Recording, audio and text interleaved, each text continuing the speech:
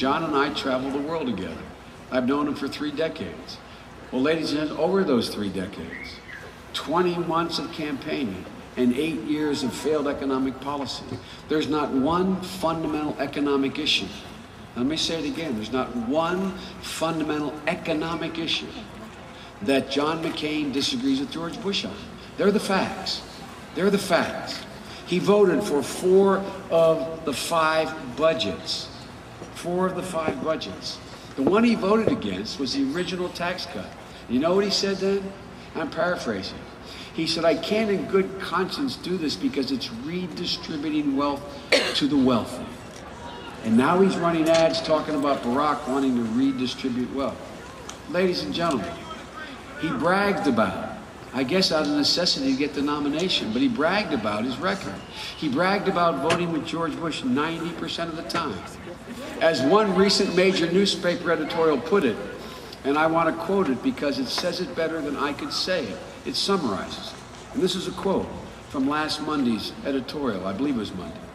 He said, they said, it's a shame that Mr. McCain hasn't come up with policies that would actually help American workers. Instead, he served up the same old trickle-down, government is bad, markets are right fervor that helped create this economic disaster.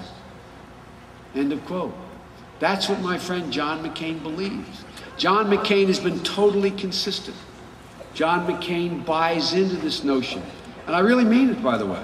I really mean it. It's a fundamental. I mean, if you want to summarize the fundamental distinction between the 2 campaigns, it is John continues to cling to the notion that if this will trickle down. He doesn't. It's not that he doesn't care about middle-class people. Although if you notice in 3 debates, he never uttered the phrase middle class. Not one single time. And what John is proposing and what's been going on the last 8 years are virtually no different. John is doubling down on the old bet.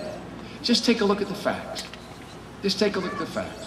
John McCain wants to continue Bush's tax cuts for the very wealthy that are due to expire. By the way, when it was passed, we voted against it, but when it was passed, the deal was it expired next year. It was going to go out of existence. It was needed at the time, they argued, but it was not good policy to keep it going. John wants to keep it going. $130 billion in the tax cuts, $87 billion next year and this year to people who make an average income of $1.4 million a year. John wants to double down on that. He wants to act, seriously, I mean, these are just facts to tell your friend. John wants to add another $300 billion in tax cuts to the very wealthy, as well as major corporations. Look, these are good people, and I'm not being facetious. I'm not a big populist about rich guys are bad. I don't believe that. I think they're as patriotic as poor folks. We just haven't asked much of them, folks. These people, I mean it sincerely. These people, giving them more tax breaks is not going to revive the economy. We've been trying this for 10 years, 8 in particular in earnest. Ladies and gentlemen, we've seen the results. Barack and I have a different idea. Let those tax cuts expire and instead provide substantial tax cuts to the middle class for a change. So they can pay their mortgage. They can send their kids to college. They can pay for health care. Look, folks, it's not just because it's fair. It's not just because it's fair. It's what makes the economy grow. The rich do fine when the middle class is growing. The poor do better when the middle class is growing. It's sound economic policy to shift helping small businesses and the middle class. They grow the economy. Folks, just like George Bush, John McCain not only wants to maintain the billions of tax cuts for these companies, as I said, he wants to double down on them. He wants to provide another $4 billion a year on top of the $30 billion over the next 10 years that the Exxon Mobils of the world are getting. They're not bad guys, but if I am mistaken, Maria, they've done pretty well the last 8 years.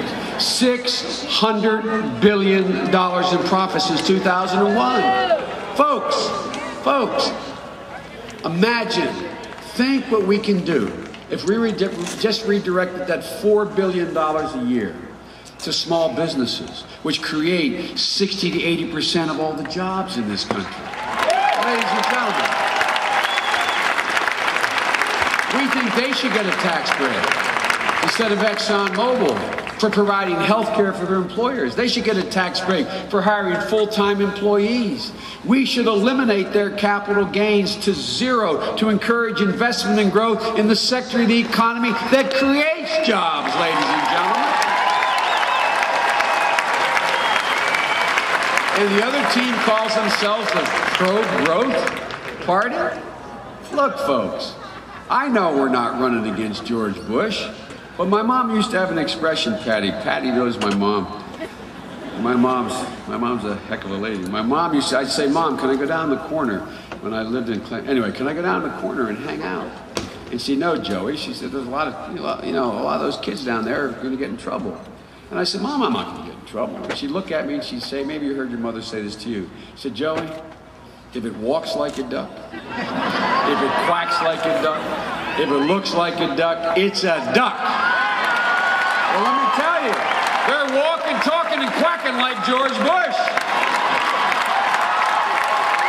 No different. John McCain and Governor Palin, I love this. They call themselves Mavericks, though. They're Mavericks.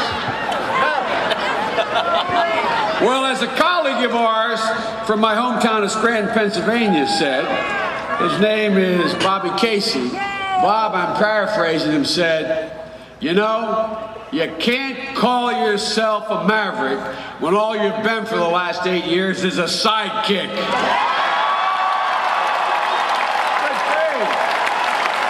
These guys are sidekicks. He may not be George Bush, but he's his sidekick. Look, if you give Barack Obama and me the honor of serving as your president and vice president, here's what we're going to do. Here's what we're going to do. From day one, literally, it's real easy. We used to say 10, 12, 20 years ago, the Democratic Party has to get what they're going to do down to a bumper sticker. We got it down to a bumper sticker, folks. It's real simple.